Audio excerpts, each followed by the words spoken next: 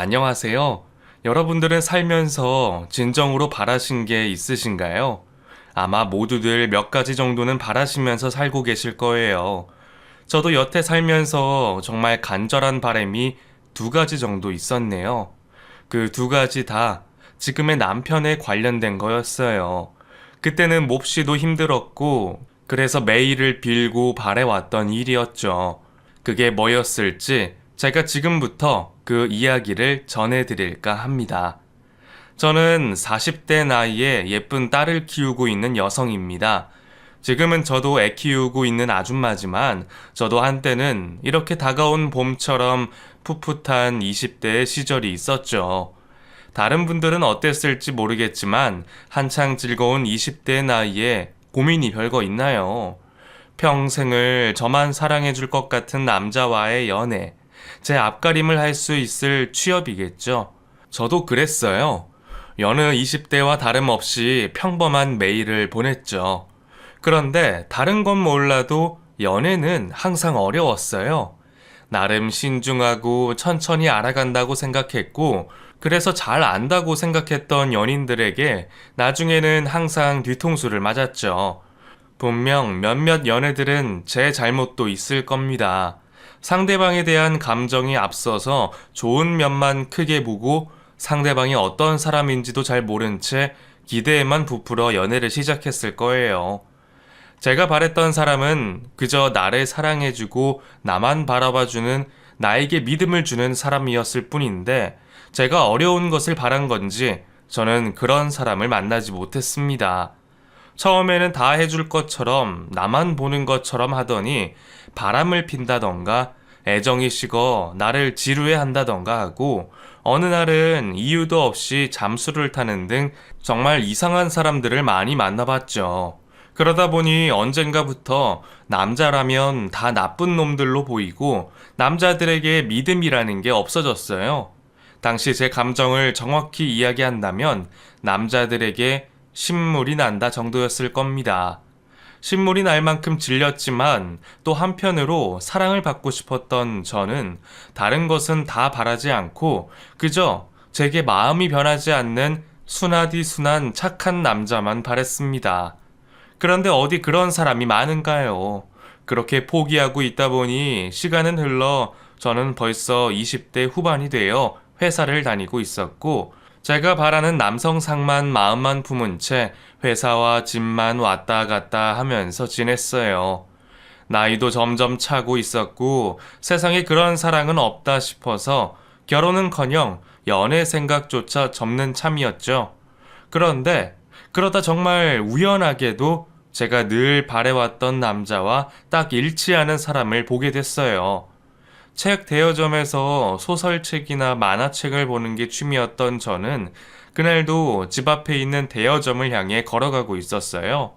아파트 단지를 나와 걸어가는 중에 길가에 한 남자가 옷이 더러워지는 줄도 모르고 바닥에서 무엇을 찾고 있는 모습을 본 거예요.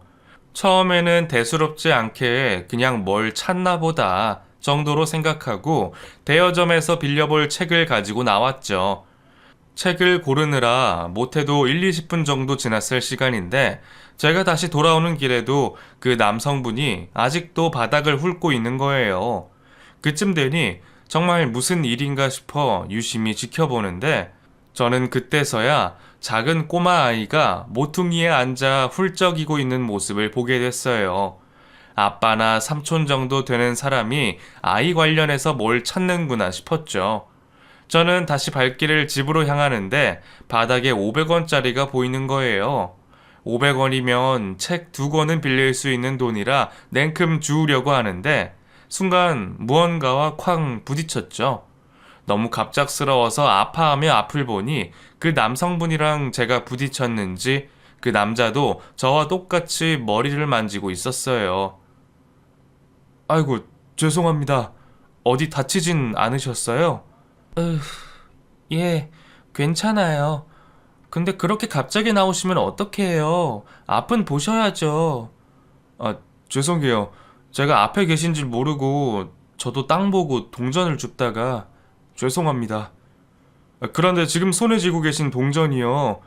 돌려주시면 안 될까요? 네? 뭐요? 방금 주우신 동전이요. 그게 사실 저 아이 동전인데 흘리는 바람에 제가 지금 바닥에서 찾고 있거든요. 주인이 있는 동전이라 돌려주시면 좋겠는데. 다 큰 어른이 앞도 안 보고 저에게 돌진해서 머리를 박은 것도 황당한데 바닥에 있는 동전이 아이 것이고 자신이 찾고 있어 돌려달라니 무슨 말인가 싶어 황당하기도 하고 그 사람 말에 점점 호기심이 생겼어요. 아이가 저금통을 떨어뜨렸는데 전부 동전이다 보니까 굴러서 흩어지는 바람에 혼자 울면서 바닥에 앉아 찾고 있더라고요.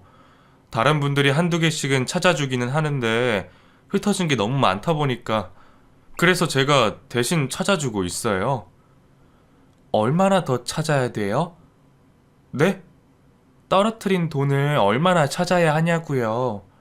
혼자서 찾는 것보다는 둘이서 찾는 게 빠를 거 아니에요. 어차피 할 것도 없었고 나도 남의 동전 주워 가려던 게 미안해서 좀 도와주자 싶었죠. 그런데 그 남자는 정말 착한 건지 아니면 바보 같은 건지 얼마나 찾아야 하냐는 제 물음에 저금통을 보여주면서 선을 그으며 이만큼이라고 말을 하는 겁니다. 그 모습이 순수해 보여 이런저런 이야기를 나누며 같이 동전을 줍게 됐어요. 한참을 줍다 보니 아이가 다 되었다며 감사하다는 인사와 함께 사라졌고 한창이던 해가 점점 지고 있었어요. 그래도 같이 한참 고생했으니 인사라도 나누려는 차에 엄마에게 전화가 왔습니다. 책 빌려온다는 딸이 1시간이 넘게 집에 오지 않으니 걱정되셔서 전화를 하신 거죠. 엄마, 나 집 앞이야. 일이 좀 생겨서 저 도와주셔서 감사합니다. 제가 드릴 건 없고 사탕인데 이거 그럼 저 먼저 가보겠습니다. 감사합니다. 제가 엄마의 전화를 받고 있는 사이 그 사람은 뭐가 그렇게 급한지 감사하다는 인사와 제게 사탕을 쥐어주고 멈춰 세울 새도 없이 뒤돌아가는 거예요. 인사라도 나누고 이름이라도 듣고 싶었는데 그날의 인연은 거기서 끝나게 됐죠. 얼마가 지났는지 모르겠지만 저는 그날의 일을 잊어버리고 평소와 같이 회사를 출근하고 있었어요.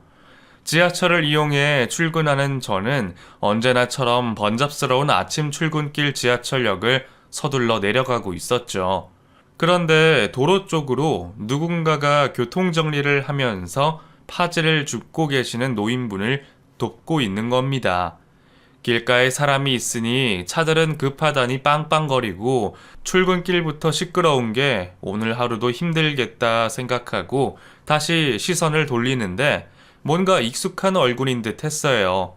바로 그때 동전을 같이 줍던 그 남성분이었어요. 그 사람은 그 사이 할머니를 인도까지 모시고 와서는 자기도 출근길이었는지 지하철역으로 급히 뛰어 들어가는데 순간 저도 모르게 이때 아니면 기회가 없겠다 싶어 발을 맞춰 따라갔죠.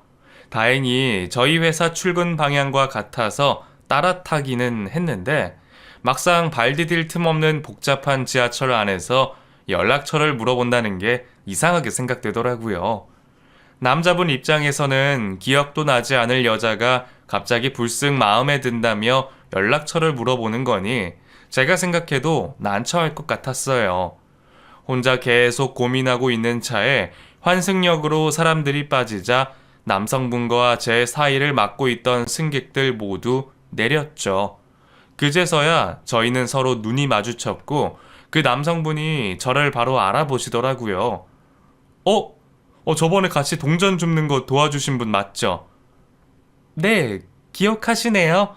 동네에서 뵈서 같은 동네라고 생각은 했는데 설마 여기에서 뵐 줄은 몰랐네요. 그러게요. 그때는 감사했어요. 도와주셔서 빨리 찾을 수 있었던 것 같아요. 아니에요. 저도 재밌는 경험이었는데요. 근데 오늘도 다른 분 도와주시던데. 할머니요. 그 길에서 그러시면 위험하니까요. 얼마 걸리지도 않는데 뭘요. 저 혹시 번호 좀 주실 수 있으세요? 네? 뭐요? 번호요. 핸드폰 번호. 그때 제가 도와드린 거 사탕으로 부족한 것 같아서요. 아, 그럼 제가 뭘로... 우선 제가 다음에 내려야 하니까 번호나 좀 알려주세요. 막상 대화를 하게 되니 저도 당황스러워서 제가 무슨 생각인지 저도 모르게 말이 막 나왔어요. 그렇게 얼떨결에 용기를 내어 그 남성분의 연락처를 받고 하루 종일 고민하던 저는 퇴근길에 혹시나 하고 조심스럽게 문자를 넣어봤죠. 그날도 느꼈지만 그 사람은 정말 사람이 순수해 보였습니다. 제가 정말 그날의 보답을 바라는 줄 알았던 남자는 커피 한 잔 사달라는 제 말에 당연한 듯이 약속을 잡았고, 덕분에 저는 궁금했던 그 남자와 커피를 마시며 대화를 할 수 있었어요. 그렇게 만나게 된 이련 씨는 잠깐의 대화에서도 알 수 있을 만큼 정말 착한 남자였습니다. 내가 이제껏 힘들게만 연애를 하여 착한 남자를 만나고 싶었던 제 바램과 맞아 떨어졌죠. 섣부른 호감일 수도 있겠지만 저는 그런 이련 씨와 몇 번의 만남을 더 해봐도 되겠다고 생각했어요. 그래서 제가 먼저 애프터 신청을 했죠. 이련 씨도 그런 제가 싫지 않았는지 그 뒤로 우리 사이는 급속도로 진전이 됐어요. 이련 씨는 제게 잘했습니다. 때로는 바보다 싶을 정도로 착한 그 마음씨가 걱정도 됐지만 사람이 못된 것보다는 낫지 않겠어요.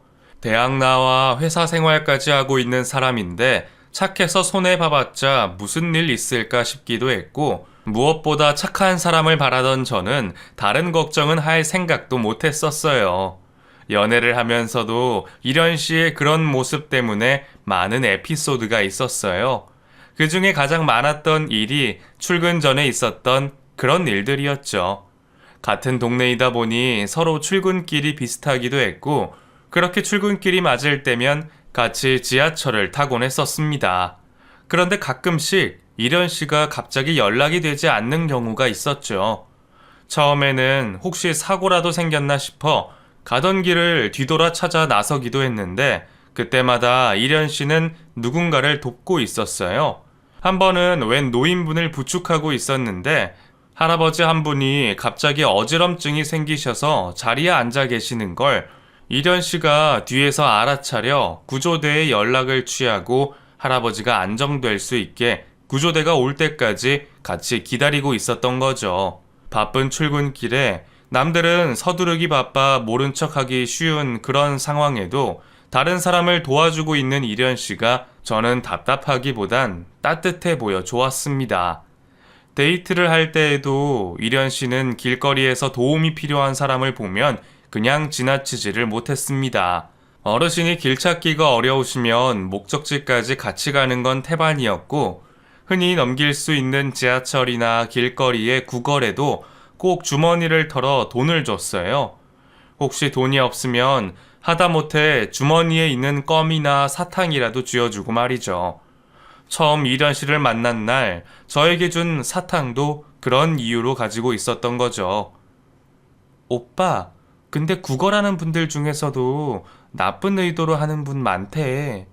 그럼 속는 기분 들지 않아?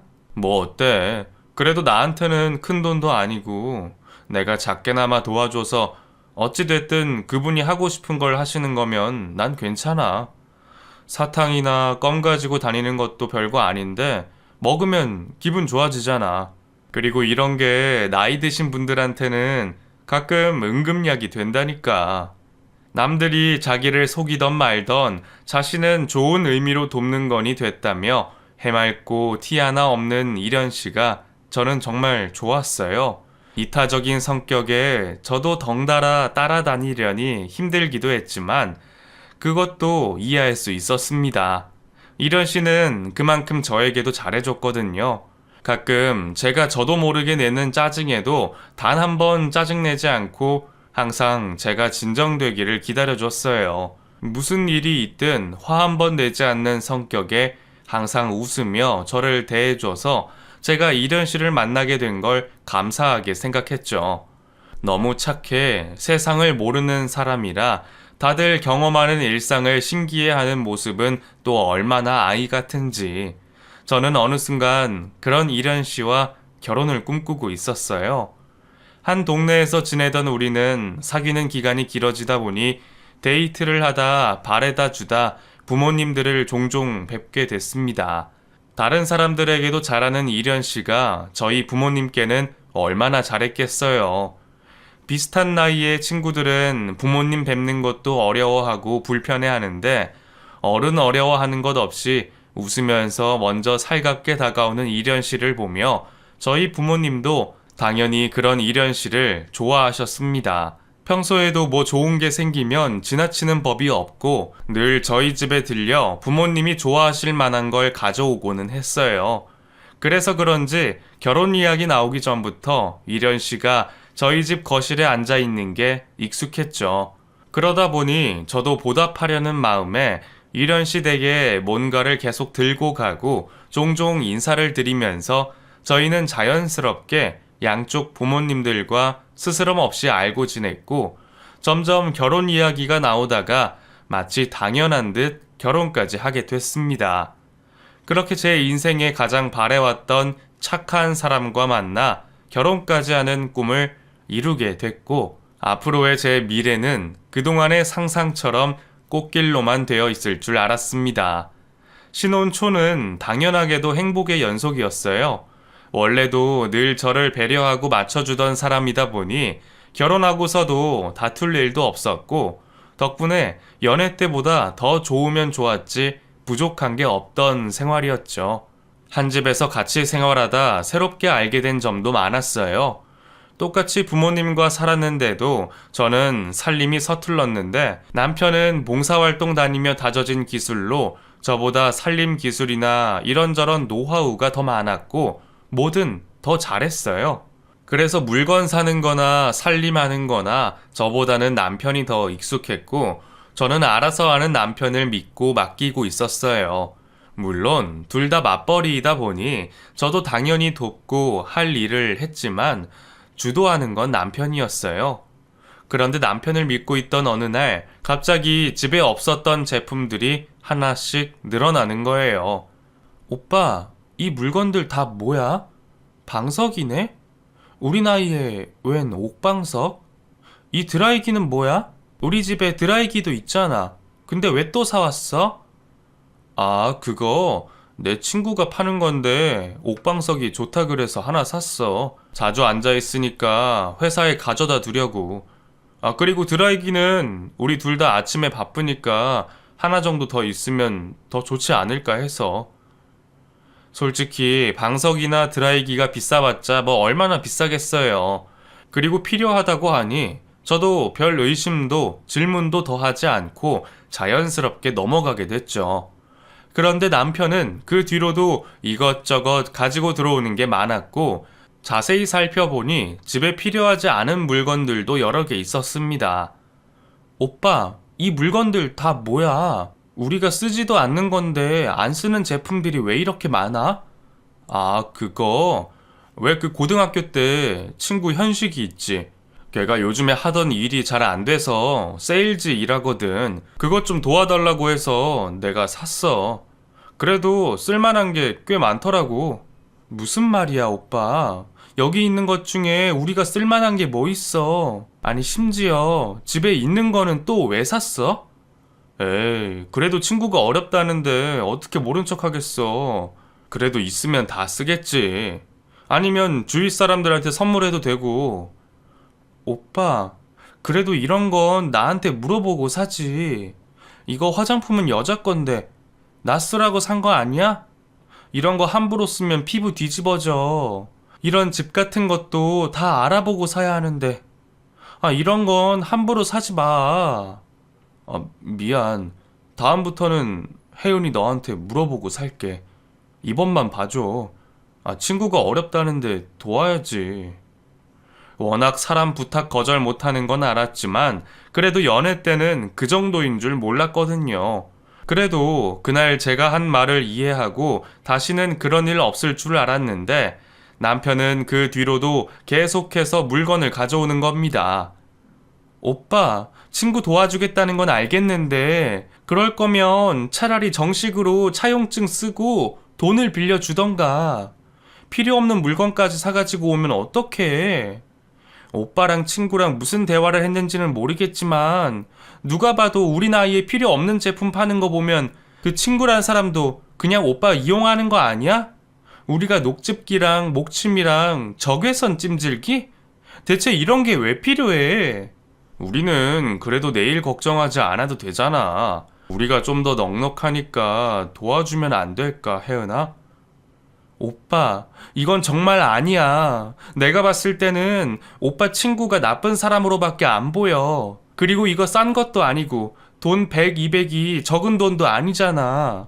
제 가격 주고 사는 것도 아까운 물건을 웃돈 주면서 사는 건 오빠를 바보 취급하는 것밖에 더 돼? 오빠는 기분도 안 나빠? 알았어. 이제 물건은 더 이상 안 살게. 근데 그냥 친구 녀석이랑 밥 한 끼, 술 한 잔 정도 사는 건 괜찮지? 제가 안 말렸으면 대체 어디까지 도와줬을지 모르겠지만 어쨌든 친구 도와주려 했다는 마음과 남편 성격을 아는 제가 그 일은 넘기기로 했어요. 남편도 안 그러겠다고 했고요.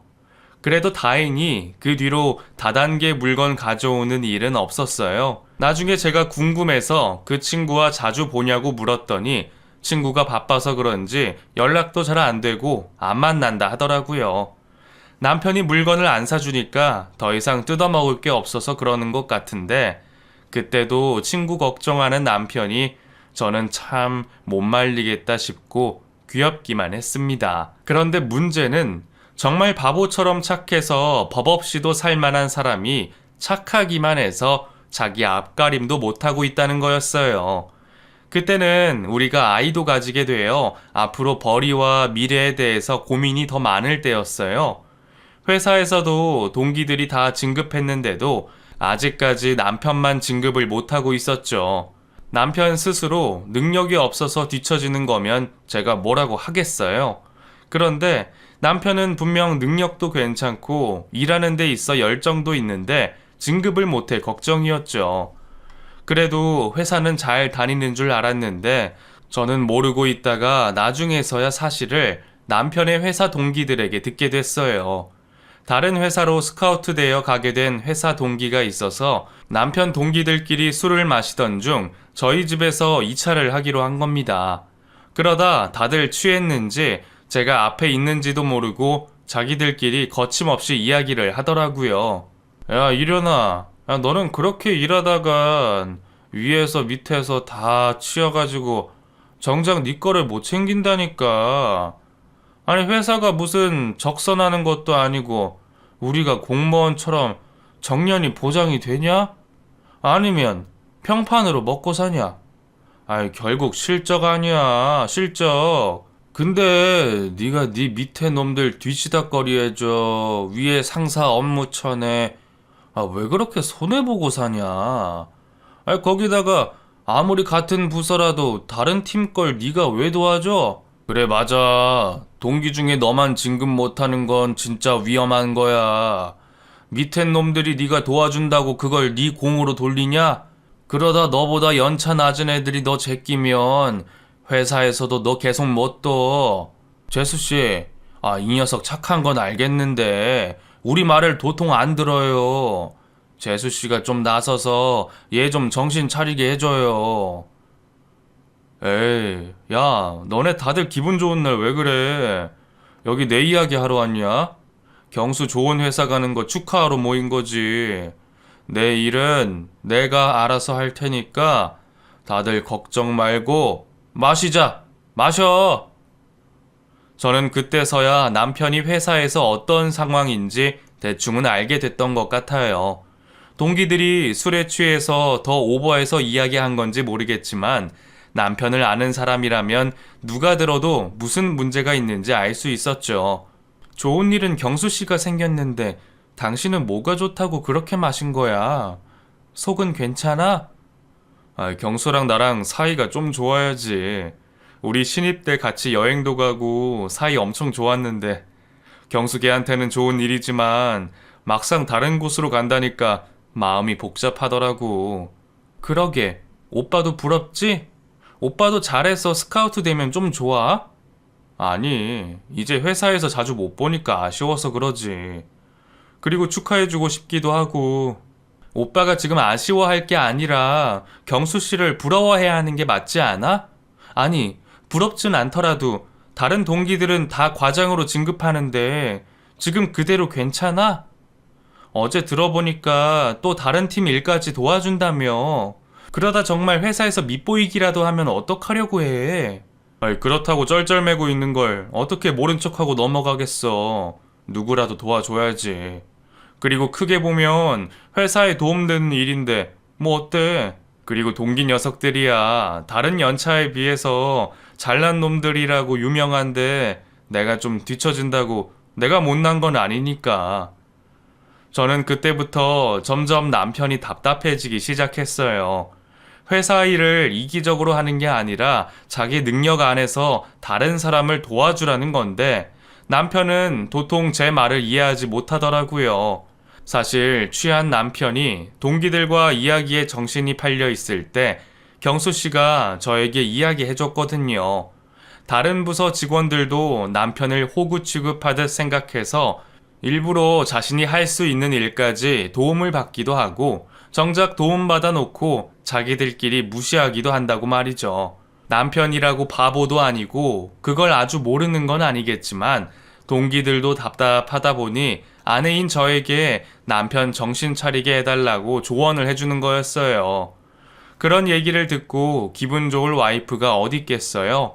자신들을 도와주는 걸 일부러 이용하고 무시하는 회사 직원들에게도 화가 났지만 무엇보다 자기 자신도 알면서 자기 밥그릇은 걷어차는 남편이 불쌍하고 답답했습니다. 그래서 제가 회사 관련해서 같은 이야기를 몇 번이나 했어요. 사실 저로서는 남편이 충격이라도 받으라고 한 소리 한 거죠. 저번에 경수 씨가 한 말을 당신은 그냥 한 말이라고 생각하고 넘긴 거야? 그날 경수 씨가 나한테 와서 뭐라고 했는 줄 알아? 당신이 생각해서 도와준 회사 직원들, 그 사람들 당신 일부러 이용한다고 하더라? 그러면 고마워할 줄이라도 알아야 하는데 심지어 당신을 무시까지 한대. 당신 좋은 일 해서 뿌듯한 건 알겠는데 좋아할 일 아니야. 되려 무시받고 있다고. 근데 당신은 그래도 도와줄 생각이 들어? 나중에 정말 당신 밑에 사람들까지 진급해서 당신 잘리기라도 하면 어떻게 할 건데? 처음부터 내가 뭘 바라고 도와준 건가? 원래 그런 역할을 하는 직장 선배도 있어야 하는 거야. 나도 내 사수한테 얼마나 도움을 많이 받았다고. 그래도 너무 걱정하지 마. 이런 것도 결국 다들 알아줄 테니까.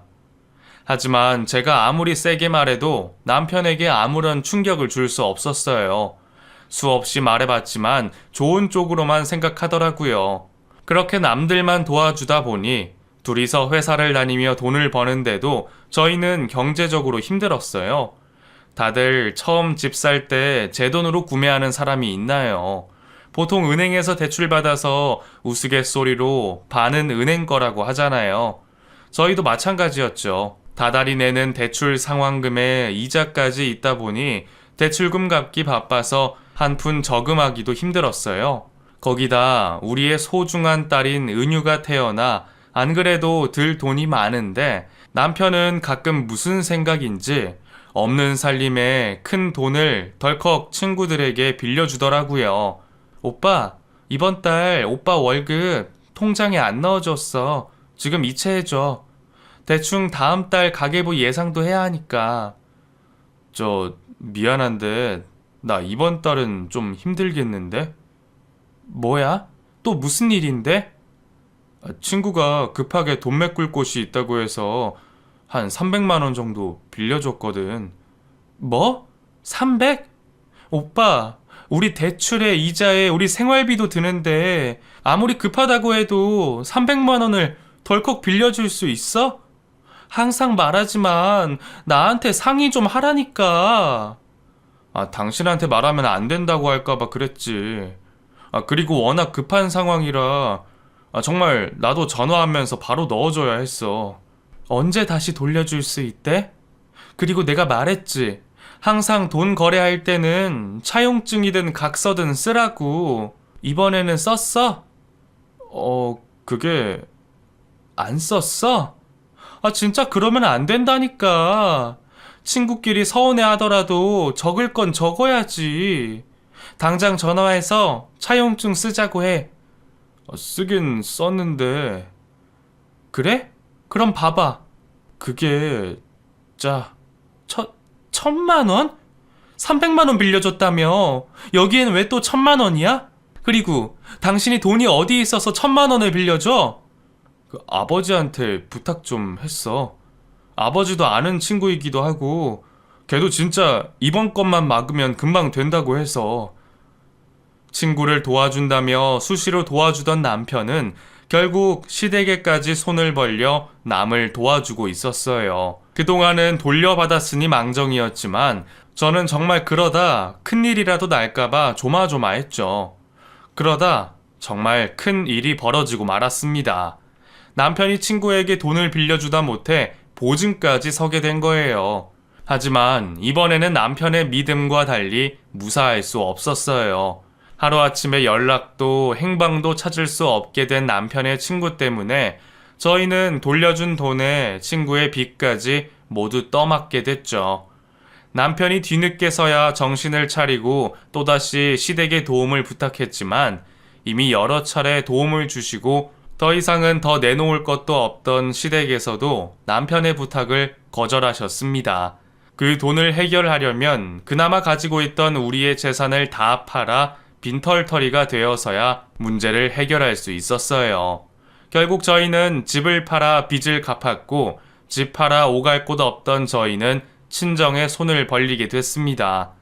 사실 저는 그런 모습으로 친정을 가고 싶지는 않았어요. 차라리 시집살이를 하면 하지 부모님에게 어려운 모습 보이고 싶지 않았는데 시부모님도 학을 떼시며 더는 못 도와주시겠다고 하시니 결국 기댈 곳이라고는 친정밖에 없었습니다. 그래도 다행히 친정 부모님은 별 말씀 없이 저희를 다독여 주실 뿐이었죠. 그래도 전 재산 잃고 보니 자기도 깨닫는 게 있는 건지 남편도 뒤늦게나마 자기 잘못과 그간의 일들을 반성하는 눈치였어요. 남편도 그러고 싶어서 그런 것도 아니고 이미 벌어진 상황에 남편 탓만 하기에는 앞으로 헤쳐나가야 할 일들이 많았기에 저도 더는 묻지 않고 넘어가려고 했어요. 아이도 있는 마당에 돈 때문에 부모 둘이 싸우고 있는 모습을 보여주기도 싫었고 말이죠. 상황은 힘들었지만 그래도 옆에서 힘이 되어주는 부모님이 계셔서 많은 도움이 됐습니다. 김서방, 너무 자책하지 말게. 세상 사람 중에 굴곡 없는 인생이 있겠나? 어려울 때가 있으면 또 그 배로 좋은 날이 찾아오기 마련이야. 그리고 사람 믿고 도와준 사람이 나쁜 사람이겠나? 속인 놈이 잘못이지. 너무 거기에만 매달리지 말고 앞으로를 생각하게. 그리고 혜연이 너도 너무 김서방한테 뭐라 하지 말고 힘들 때는 아내랑 자식밖에 없어. 알겠지? 그 상황에 똑같이 힘드실 텐데 아빠는 남편과 저에게 부담감을 덜어주시려고 많이 노력해 주셨어요. 그런데 엎친 데 덮친 격으로 남편은 다니던 회사에서까지 잘리게 됐습니다. 회사에서 어중간한 위치에 있던 남편이 그동안 보증 관련해서 알아보러 다니다가 결국 권고사직을 통보받고 말았습니다. 물론 보증 일로 회사 일을 신경도 못 쓰고 친구 찾아다닌다고 업무에 지장을 준 것도 맞지만 이전에도 남편 동기들이 걱정하던 문제가 드디어 터졌다 싶었습니다. 결국 남편은 퇴사를 하게 됐어요. 저도 힘든 시간을 보내고 있는 남편이 이런 일을 기회 삼아 자신에게 좀 더 냉철해지고 교훈을 몸에 새길 수 있는 시간이 되면 좋겠다고 생각했습니다. 저는 이번 일로 분명 남편이 변할 거라고 생각했습니다. 남편도 제 생각처럼 정신을 차린 건지 제 취업을 알아보며 중간중간 아르바이트도 하는 듯 했어요. 당신 퇴사한 지 얼마나 됐다고 벌써 아르바이트를 해? 아니야, 괜찮아. 순영이 걔 가게 도와주는 거라 나도 기분 전환할 겸 하는 거야. 뭐? 순영 씨? 친구 일 도와주는 거라고? 응. 걔가 이번에 가게를 차렸거든. 아직 사람을 못 구해서 급하게 도와달라길래 나가서 도와주는 거야. 그래? 그럼 돈은? 돈은 제대로 받고 일하는 거지? 에이, 친구가 도와달라는데 무슨 돈이야. 준다고 해도 내가 그걸 어떻게 받아. 걔도 아직 자리 안 잡혀서 어렵잖아. 그런데 남편은 아직까지 정신을 못 차렸는지 그렇게까지 당하고 나서도 다른 사람 도와주는데 정신이 팔려 있는 겁니다. 화가 나다 못해 어이가 없는데 너무 어이가 없어서 더 말을 할 수도 없었어요. 결국 남편은 이것저것 남들 돕느라 취직이 미뤄졌고 생활비 한 푼 제대로 가져오지 못했습니다. 그렇게 남편의 백수 생활이 길어지다 보니 처음에는 사위 기죽을까 걱정하시던 저희 부모님께서도 점점 남편을 무시하기 시작하셨어요. 처음에는 남편에게 따끔한 소리를 하는 것부터 시작이었어요. 김서방, 이제는 김서방도 자기 밥그릇 채울 정도는 해야 하지 않나? 하다못해 밖에서 잡일이라도 해서 돈은 벌어와야지. 준비만 한다고 뭐가 해결되나? 죄송합니다, 아버님. 이제 경력직 원서도 좀 넣어보고 주변 사람들한테도 알아보려고요.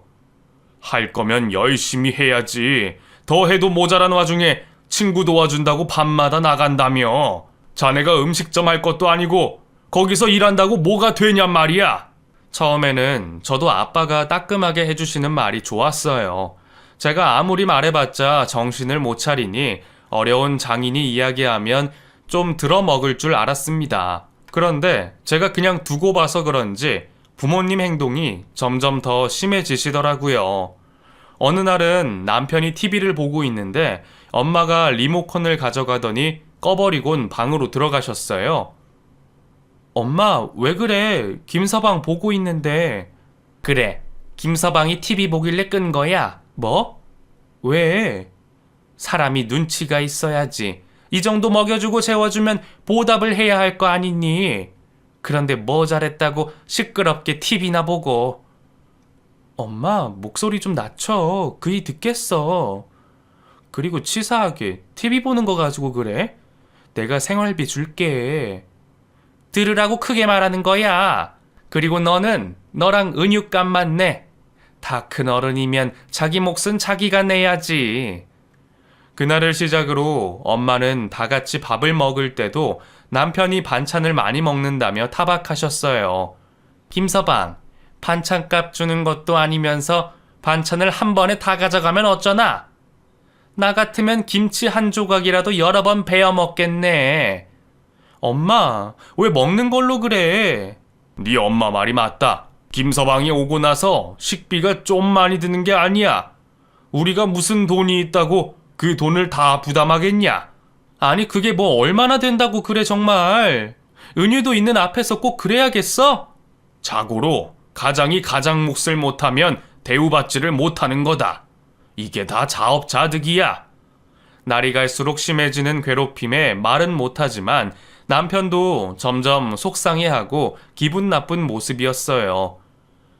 오빠, 너무 신경 쓰지 마. 내가 잘 말해볼게. 아니야, 틀린 말씀도 아니고 장인어른 말씀처럼 자업자득이 맞지. 내일부터 나도 뭐라도 알아보고 일하려고. 생활비라도 드려야 할 거 아니야. 그래도 구김없던 남편은 대꾸 한번 하지 않고 생전 처음 해보는 배달일과 대형마트 일용직까지 하면서 부모님의 무시와 괴롭힘을 버텨보려 했어요. 하지만 부모님의 행동은 날이 갈수록 심해지셨고 나중에는 아무리 속 좋은 남편이라도 기분 나쁠 만큼 괴롭히셨어요. 김서방, 자네 화장실 가나?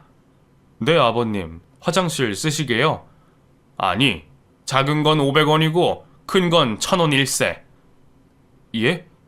말귀를 못 알아듣나? 용변 말일세. 갈 때마다 돈 내고 가라고. 이제 우리 집에서 사용하는 것마다 돈을 붙일 생각이니까 그리 알게. 남편이 일해서 번 돈으로 월세를 내고 있는 상황에서도 괴롭히시는 모습을 보니 남편 잘못으로 여기까지 내려온 건 알았지만 너무하더라고요. 결국 저도 참다 못해 폭발해 버렸습니다.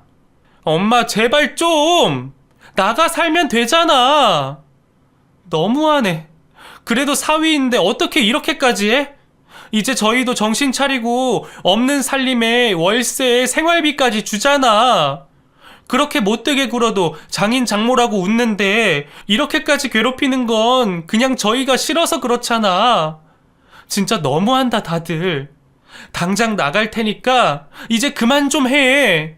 그렇게 폭발해버린 저는 결국 친정을 떠나기로 결심했어요. 부모님마저 등 돌린 모습을 보기 너무 힘들었고 그보다 마음의 상처를 받았을 남편 생각에 속상했어요. 그렇게 당장 내일 나가겠다고 말하며 잠이 오지 않는 밤. 물을 마시러 주방으로 가는데 문 여는 소리에 아빠가 나오셨죠. 나가더라도 이야기는 듣고 나가라. 아빠와 대화하고 싶지 않던 저는 아빠의 말을 무시하고 제 방으로 가려고 했어요. 그때 아빠가 제 손을 잡고 돌려 세우더라고요. 그리고 아빠의 진심을 말하셨습니다. 우리도 그러고 싶어서 그런 것 아니다. 김서방 식장에 들어가기 전부터 내 자식이라고 생각했다. 그런데 그 자식 같은 놈한테 험한 소리 하는 내 마음은 어떻겠니? 찢어지지 찢어져. 그래도 부모라면 해야 한다고 생각했다. 김서방 이렇게 된 거 다 뭐 때문이냐? 사람이 좋아서, 착해도 너무 착해서 그런 거 아니냐? 자기도 정신 차리고 싶은 거 마음이 안 따라주는데 어떡하겠어? 그렇다고 부모가 돼서 사람 물은 거 보고만 있어? 사람이 좋아도 세상을 살아가려면 어느 정도의 굳은 살은 박혀야 하는 법이야. 법 없이 살 수 있는 사람이면 뭐하냐? 세상이 그렇지 못한데. 그러면 이렇게 해서라도 독하게 만들어야지. 그래서 지금까지 그렇게 한 거다. 배달 일에 일용직에 자기 딴에는 노력하는 것 같은데 집에서 사람 대접 못 받으면 우리가 얼마나 밉겠니? 사돈댁도 나 몰라라 하고 우리까지 그래버리면 이제 기댈 때라곤 하나 없다 싶겠지.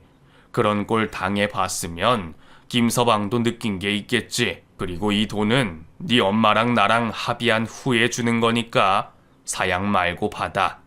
뭐든 하려면 돈이 필요할 테니. 아버지가 저에게 주시는 통장에는 너무 큰 돈이 적혀 있었어요. 아무리 생각해도 부모님한테 이 큰 돈이 나올 곳이 없으실 텐데 싶어서 제가 받을 수가 없었죠. 그때 남편이 언제부터 듣고 있었는지 아빠에게 무릎을 꿇고 울며 용서를 빌었습니다. 아버님, 죄송합니다. 제가 못나서 따님도 고생시키고 장인어른과 장모님께도 걱정만 끼쳤습니다. 지금까지 제가 잘못 생각해왔나 봅니다. 그저 착하게만 살고 베풀며 살다 보면 돌려받을 날이 있을 거라 생각했는데 제가 다른 건 몰라도 가족 먼저 생각해야 했는데 그러질 못했어요. 못난 놈이 이제서야 제가 똑바로 살아야 한다는 걸 깨달았습니다. 죄송합니다, 아버님. 친구들, 직장 동료들의 배신과 제 간절한 부탁에도 정신 못 차렸던 남편이 그제서야 정신을 차린 듯 했어요. 그 말을 들으신 아버지는 돈을 거절하는 저희에게 나중에 갚으라 하시면서 끝까지 저희 손에 통장을 쥐어주셨죠. 그리고 이미 저희가 지낼 전셋집도 구해두셨더라고요. 그래서 언제 나가겠다는 얘기가 나올까 기다리셨던 모양이에요. 결국 끝까지 도움만 받은 저희는 정말 각오를 단단히 하고 살아가기를 마음먹었습니다. 그리고 취업이 어려워진 남편은 정말 남편은 해보고 싶은 장사가 있다며 저에게 계획을 알려줬어요. 그 얘기를 듣고 또 덜컥 장사를 하려나 싶었는데 부모님이 주신 돈을 함부로 쓸 수 없다며 몇 년이 지나더라도 밑에서부터 제대로 배워오겠다며 일부터 배우기 시작했죠. 다행히 지낼 곳은 있으니 당장 걱정할 일이 없었고 남편이 말한 계획보다 시간은 좀 더 걸렸지만 덕분에 지금은 개인 가게를 열어 장사를 하고 있습니다. 장사가 쉬운 건 아니지만 찾아주시는 손님분들에게 점점 인정받고 있어서 다행이다 싶어요. 그리고 남편의 권유로 지금은 친정 부모님과 다시 합쳐서 잘 살고 있습니다. 당연히 이전처럼 남편이 화장실을 갈 때 돈을 받고 계시진 않고요. 아직까지는 저희가 부모님에게 보답해야 하는 게 한참 남았지만 느리더라도 진심으로 보답해 나가려고 해요. 앞서 이야기한 것처럼 저는 제가 바랬던 착한 남자와 사랑에 빠져 결혼을 하게 됐고, 그 착한 남편이 남보다 가족을 좀 더 생각해 주면서 살아가길 바랬습니다. 그리고 지금은 그 두 가지 모두를 이루고 살아가고 있네요. 살면서 다른 바람이 생길진 모르겠지만, 그때도 꼭 남편과 가족들이 제 옆에 있어 같이 일어나갔으면 합니다.